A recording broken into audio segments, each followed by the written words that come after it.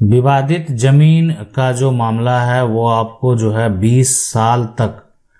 एक दिन तक नहीं 20 साल तक हो सकता है परेशानी में डाल सकता है, नहीं तो जल्द से जल्द जो है जो विवाद है वो भी खत्म हो सकता है। खास करके जिसका भी परिवार का विवाद होता है और परिवार के विवाद के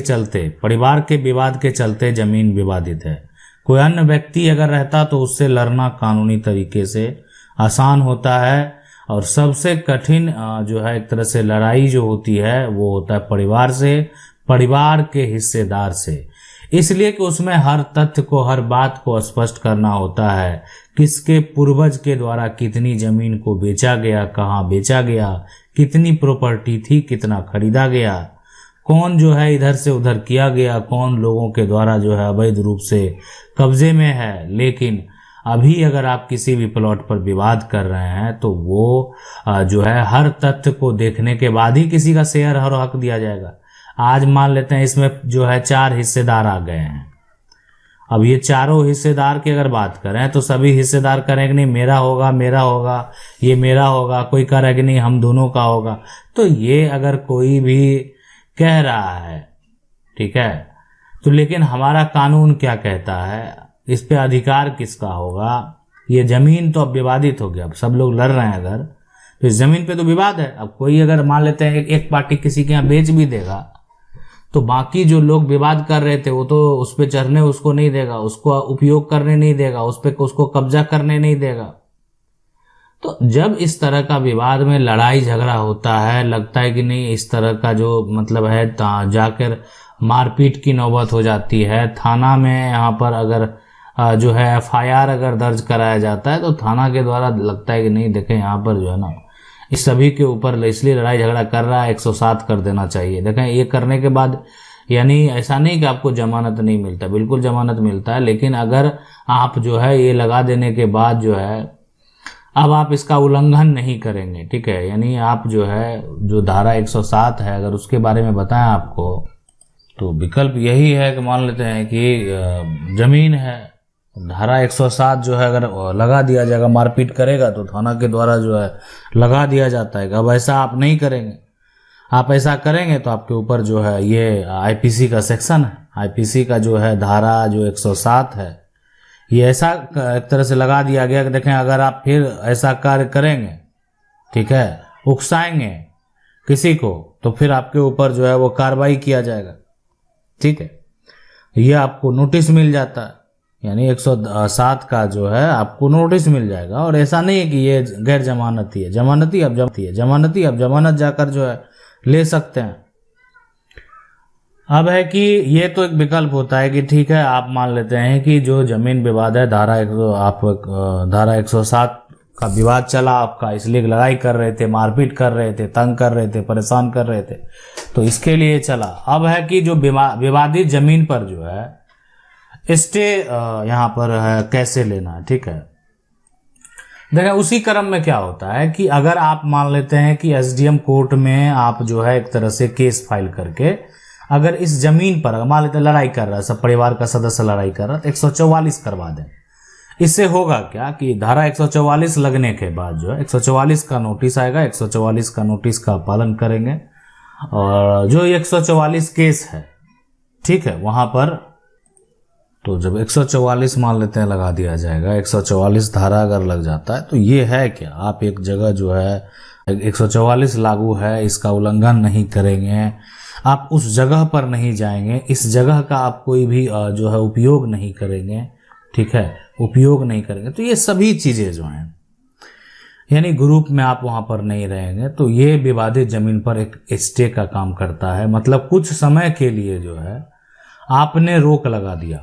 मतलब इस जमीन पर आपने क्या किया, रोक लगा दिया, लेकिन ये रोक आप कुछ समय के लिए लगाए हुए हैं। आप ये सोच रहे हैं कि ये रोक आप लाइफ टाइम लगा दिए हैं, तो ऐसा नहीं है, ये कुछ समय के लिए रोक लगा हुआ है।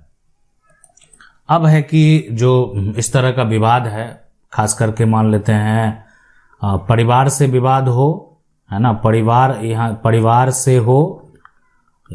या दूसरा अन्य व्यक्ति से हो, कोई अन्य जो है अन्य से हो, तो अगर मान लेते हैं जो विवाद है, जमीन का विवाद है, कब्जा का विवाद है, जो भी विवाद है, या तो आपका परिवार वाले से या अन्य व्यक्ति के साथ है, तो दोनों केस में ये तो हम आपको बता दिए कि आप जो है जो भी सरकार के अधिकारी हैं, देखें सरकार न्यायालय का जो अपना एक तरह से कानून बना हुआ है कि किनको क्या करना है, ठीक है, किनके कौन से जो है दायरे में आपको कहाँ जाना चाहिए, सारे कंडीशन हैं, नियम हैं, लॉ है सबके लिए। लेकिन सरकार के जो अधिकारी हैं, जो सरकार जो है एक तरह से विवाद अपने राज्य में कम करने के लिए, अपने क्षेत्र में कम करने के लिए सरकार के अधिकारियों को भी पावर दिया जाता है कि वो भी इस तरह का समस्या का हल जो है कर सके। लेकिन कोई जरूरी नहीं है कि हर राज्य में लागू ही हो सकता है आपके राज्य में कब्जा संबंधित जो है, कब्जा खाली कराने का जो पावर है वो भी, उसके लिए भी आपको सिविल कोर्ट जाने की जरूरत नहीं पड़े, आपके अधिकारी ही जो है आप वहां पर कंप्लेन करेंगे, जांच करेंगे और कब्जा खाली करा देंगे, इसलिए कि उस अधिकारी को सरकार के द्वारा पावर मिला हुआ है। लेकिन उसके लिए न्यायालय तो है ही, कोर्ट, लेकिन ठीक है, अधिकारी को भी पावर अगर दिया गया है तो ये वहां पर उस राज्य में अधिकारियों के द्वारा भी एक्शन लिया जा सकता है।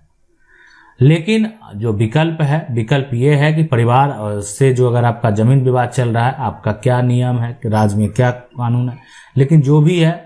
अगर आप मामले को सिविल कोर्ट लेकर जाएंगे, यानी सिविल कोर्ट अगर आप लेकर जाते हैं तो आप यानी जो है आप उस व्यक्ति को जो आपके साथ विवाद कर रहा, लेकिन एक चीज आप समझ लें,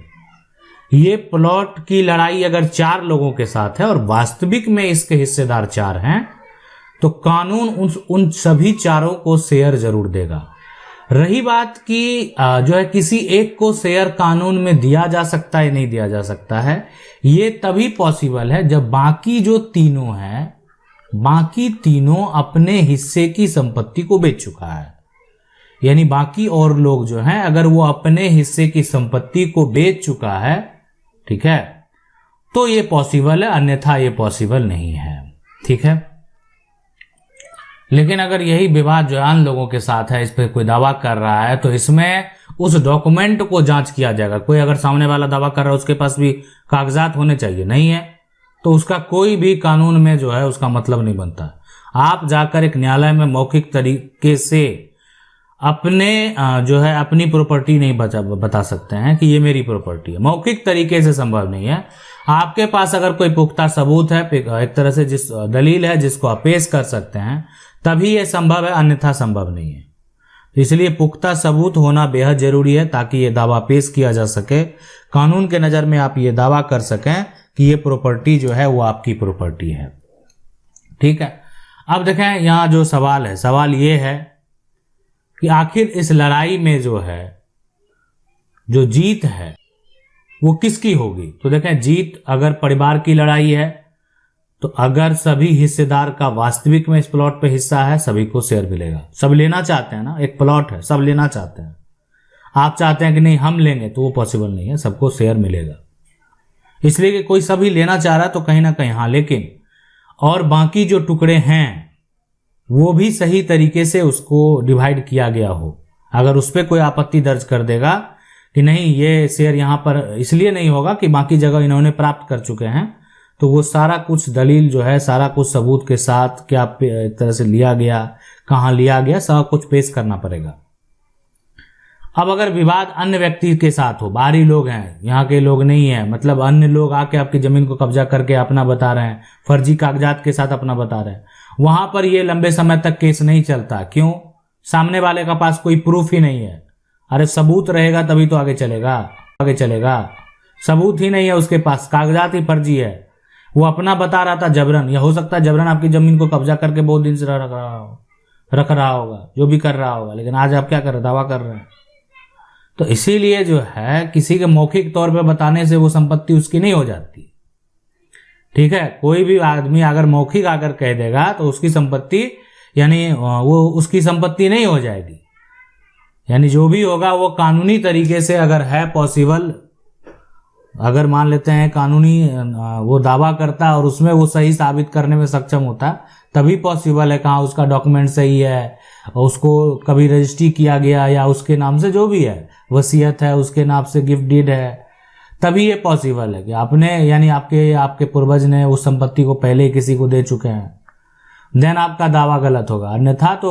अगर मान लेते हैं कि किसी भी प्रकार से आप अपना संपत्ति को जो है कानूनी तरीके से आसानी से प्राप्त कर सकते हैं। आशा करते हैं वीडियो अच्छा लगा होगा। वीडियो को लाइक जरूर कर दे। चैनल को पहली बार देख रहे हैं, सब्सक्राइब करके जो बेल आइकन है उसको जरूर दबा लें। मिलते हैं अगली